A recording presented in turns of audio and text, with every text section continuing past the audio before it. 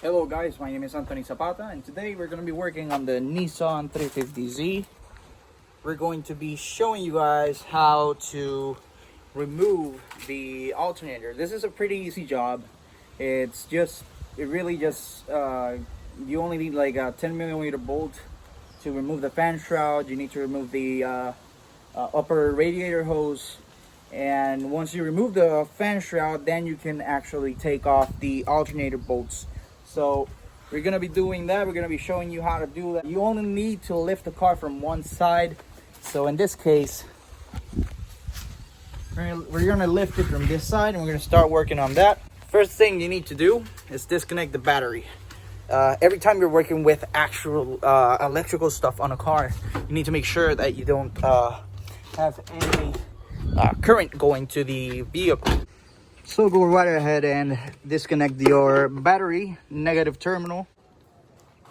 So once you have that done, the key to actually taking out the alternator on the Nissan 350Z is actually to have as much space as possible, because currently this car has two bolts for the alternator. It has one large bolt that goes right here. I don't know if you can see that on my finger. I'm gonna get under the car and actually show you that. So for that, you're just gonna have to remove your intake. In this case, in my case, I only have a pop filter, so I'm just gonna remove that, and it's gonna be enough space in order to actually remove the fan shroud.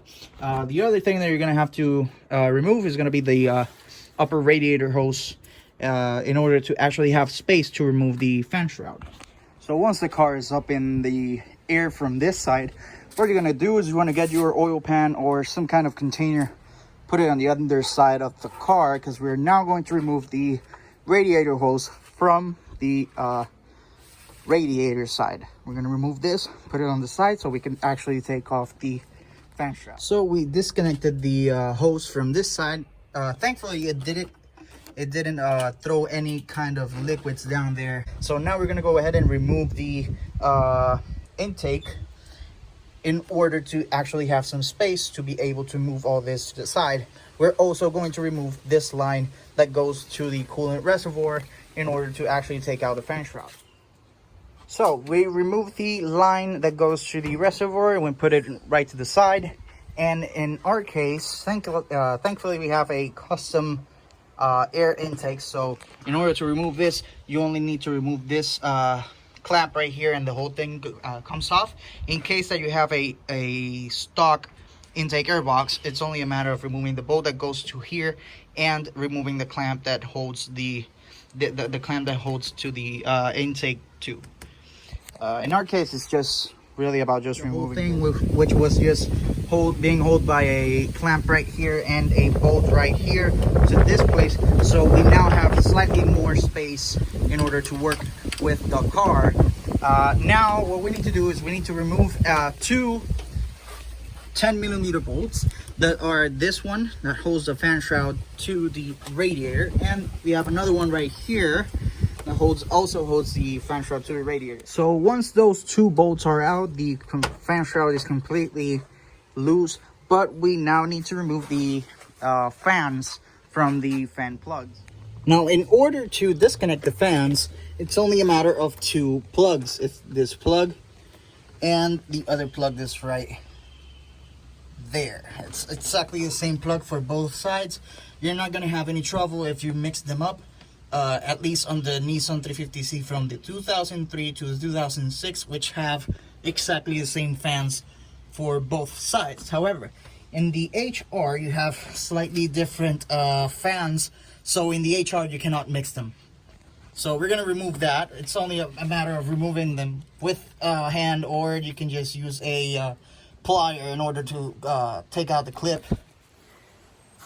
Once those two plugs are out, you can actually take out the whole fan assembly.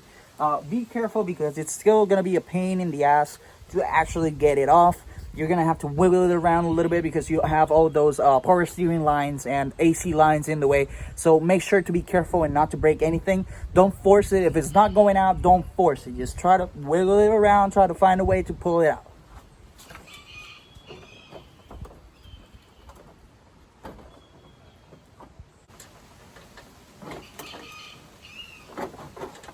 There we go.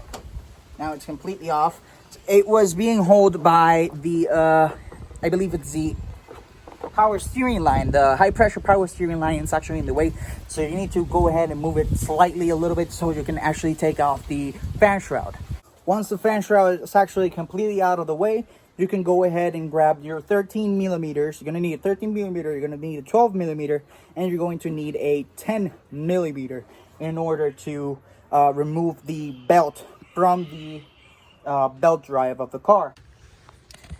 In order to actually remove the belt drive, you're going to have to loosen up the idler pulley that goes to the belt tensioner. This is the belt tensioner right here. You're going to have to loosen this up, which actually releases the tensioner and allows it to move downward. So for that, you're going to be needing a 14 millimeter. It's not going to be too tight, hopefully. If it's too tight, then be careful about it. Go right ahead, pop it a little bit. Once it's completely popped, now you can leave it as is. And now you're going to grab your, I believe it's a 12 millimeter, this little thing right here. You're going to grab your 12 millimeters. Let's see, here we have a 12. Yes, you're going to grab your 12 millimeter and you're actually going to start rotating this until the belt actually loosens up. Okay, there you go. You see the bolt right there. You're going to go ahead and twist that until it releases the tension from the belts. Okay, so now we're going to continue by, okay, now I actually managed to turn on the flash. We're going to continue by removing the alternator plugs. In this case, we have two plugs. We have that plug right there, and we have the positive terminal that sits behind this very, very, very nasty placed heater hose. Well, it's not actually a heater hose, but it's a cooling hose. So we have a bolt right here, and that whole thing comes out. Once that terminal is actually loose, then we only have to remove this plug right here, which you can do it with a hand. It's not pretty tight, it's not that. So in our case, it was a 13 millimeter bolt that hold the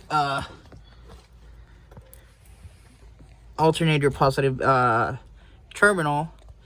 Always check the connectors and everything for any damage.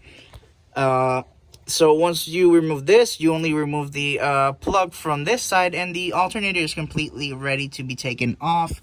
Now we need to take care of two more bolts that are actually the ones that hold the alternator in place. So we're going to have to take care of this bolt, and we are going to have to take care of this bolt, which are the only two bolts that actually hold the alternator on.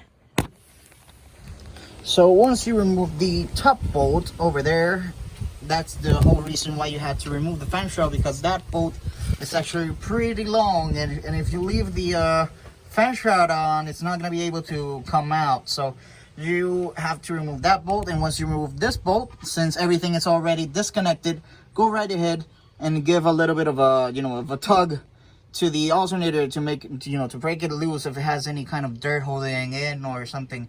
And once that's out, you just go ahead and wiggle the alternator out. And here's the alternator. So it's a pretty simple job. It might take you maybe like I don't know, maybe 40 minutes, maybe less, if you've done it before. So I hope this video was helpful to you guys, and subscribe to my channel. Hopefully I can up the quality of these videos, and hopefully I can show you guys how to fix stuff on your Zs. If you have any questions or comments, or you have any suggestions of any new videos that I might be able to do, go right ahead and leave me a comment, and I'll go ahead and do it for you guys. All right, so take care, and thank you for watching.